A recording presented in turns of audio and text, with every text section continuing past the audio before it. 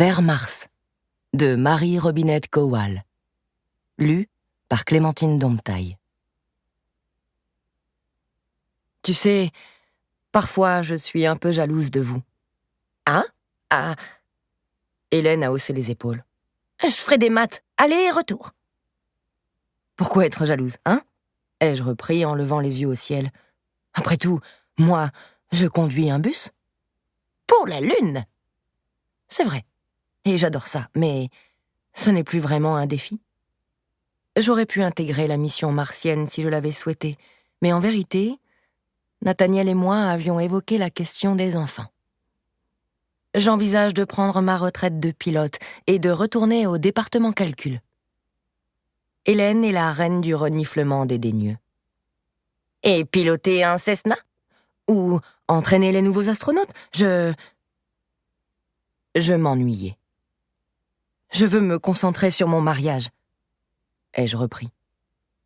Hélène a émis un autre de ses reniflements brevetés.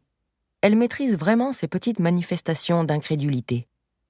Elle m'a épargné son air renfrogné habituel quand la fusée a tremblé. Le commandant venait d'allumer les propulseurs pour quitter l'orbite. Derrière nous, quelqu'un a légèrement gémi. Hélène a jeté un coup d'œil par-dessus son épaule, puis s'est penchée vers moi. « Attends qu'on se frotte à l'atmosphère. » Ça doit être leur premier retour sur Terre. Je ne me suis pas retournée. Grand-mère disait toujours qu'il était cruel de dévisager une personne mal à l'aise ou effrayée. Par ailleurs, je comprenais très bien ce qu'il devait ressentir. Malgré l'entraînement, rien ne valait la réalité. Et les choses empireraient sérieusement avant l'atterrissage. Hélène et moi avons bavardé pendant la première demi-heure, évoquant la vie dans l'espace. Puis un morceau de pop-corn a commencé à tomber lentement du sac de quelqu'un. Ce premier signe de gravité indiquait que nous étions suffisamment proches de la Terre pour que l'atmosphère nous ralentisse. Dehors, nous entamions le lent processus de réchauffement, jusqu'à 1649 degrés. À travers les hublots, une lueur orange scintillait, soulignant les traînées atmosphériques brûlantes qui filaient autour de nous dans un halo de plasma. Le plus amusant, c'est que cette étape de la descente est la plus silencieuse.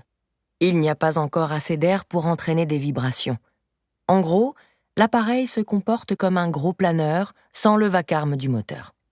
Mais à l'intérieur, face au spectacle de la rentrée, les astronautes sont encore plus silencieux. Ça, on ne s'en lasse jamais. Le commandant a incliné le vaisseau, puis s'est lancé dans la première d'une longue série de courbes en S pour atténuer notre vélocité.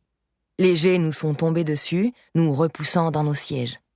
À peine 2 jets, mais après plusieurs mois à 1/16e, j'avais l'impression de m'enfoncer dans une mare de boue. Les jets ont augmenté tranquillement, me poussant sur le côté de mon siège. J'attendais que le commandant achève son premier virage et se lance dans la courbe suivante du S, mais la rotation a continué. Ça, ce n'était pas normal. Et je n'y pouvais rien du tout coincer dans la cabine passager.